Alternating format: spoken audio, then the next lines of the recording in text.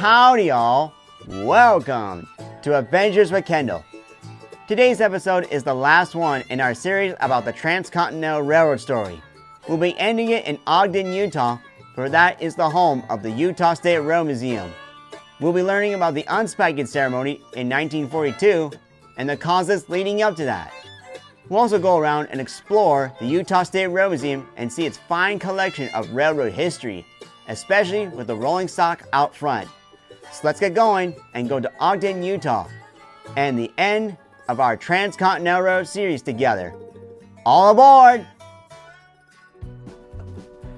After the completion of the Transcontinental Railroad on May 10, 1869, the Central Pacific would buy 53 miles of the Union Pacific trackage.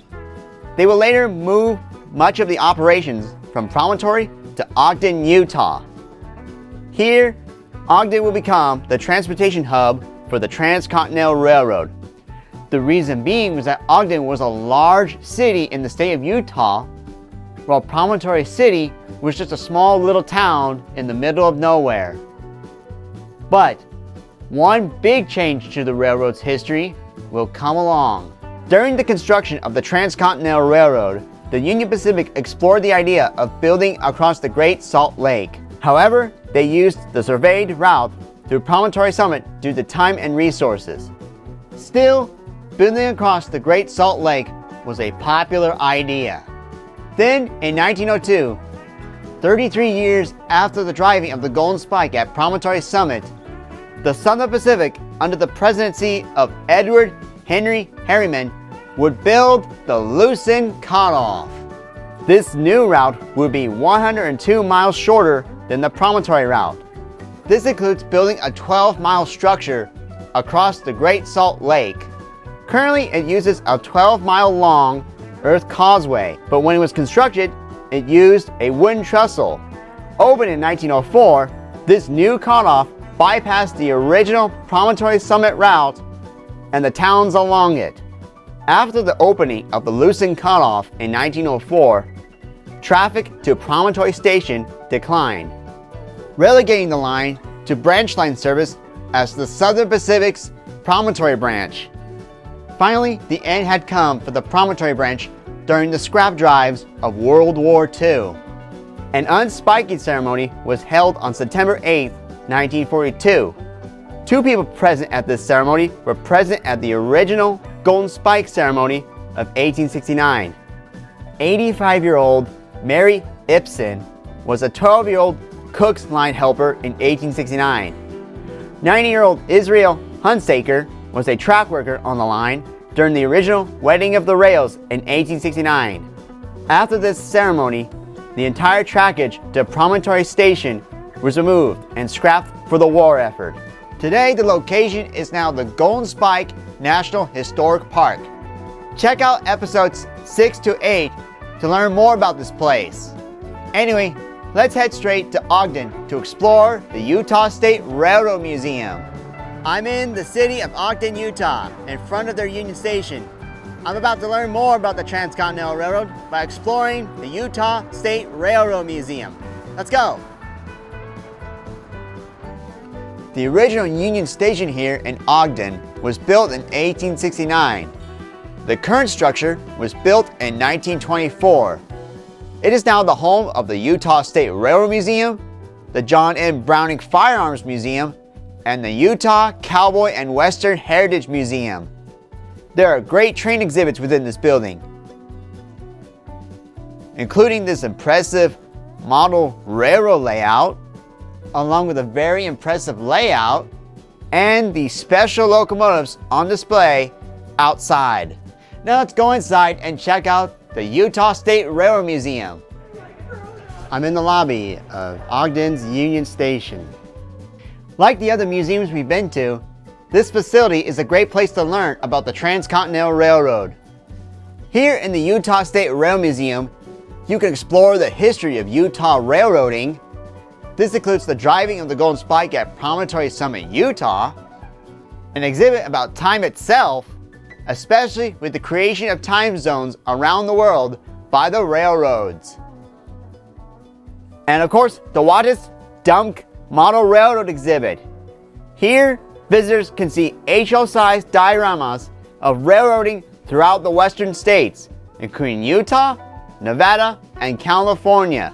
And believe me, it is quite a sight to see all of these model trains in action in such a wonderful place. Now that we've seen the model trains, let's head outside and see the real trains. Now that we've seen what's on the inside of the museum, let's go check out outside to see the Spencer S. and Dolores Dorori Alessis Rail Center. Here is a prime collection of railroad rolling stock, from freight and passenger equipment to locomotives.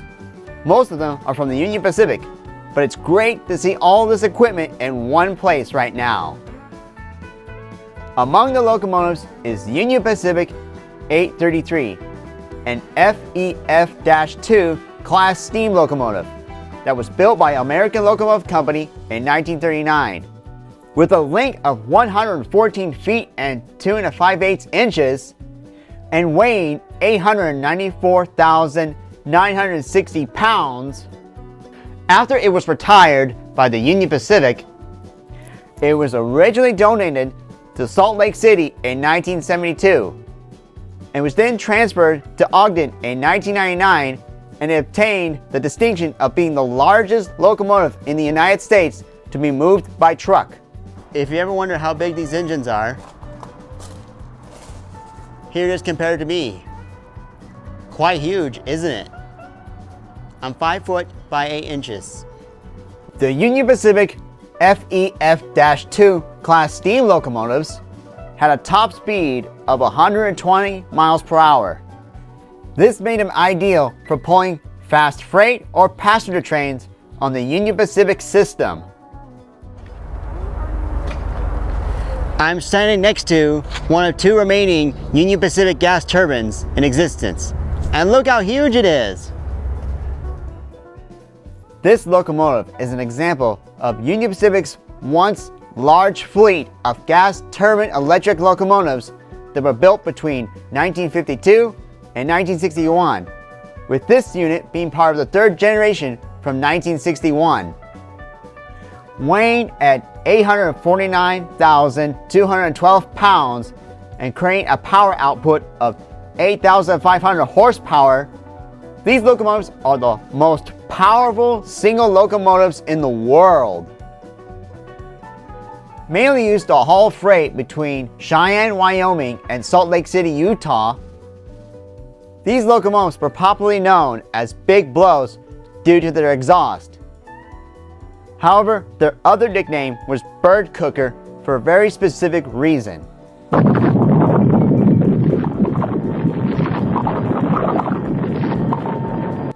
By 1970, the 3rd generation Union Pacific gas turbines were all retired.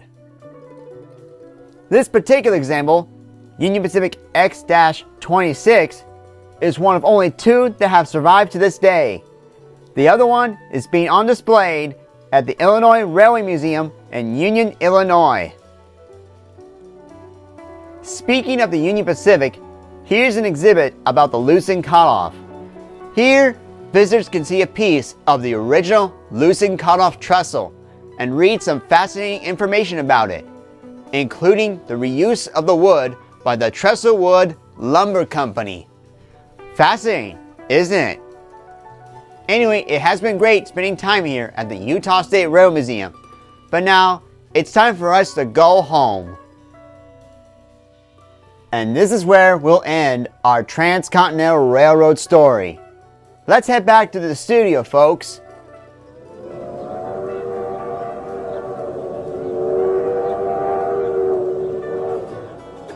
I hope you had a great time learning about the Transcontinental Railroad this season, especially ending it at the Transportation Hub in Ogden, Utah.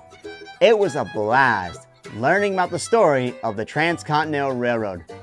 My favorite part was exploring the route through the Sierra Nevadas and seeing the steam locomotives at Promontory Summit, Utah. It was a blast seeing all that history up close and personal, and I hope you enjoyed that too. Well, we'll be entering a new season soon, and I can't wait to take you on new adventures. So, For Season 7, I have a simple request. If you have a location for us to go on, comment or email down below. We would love to see your suggestions. And also subscribe and follow us on Facebook and Instagram. We would love to see your faces. Now that's all the time we have here on Adventures of Kendall. See you later, folks, and may your gifts bless the world.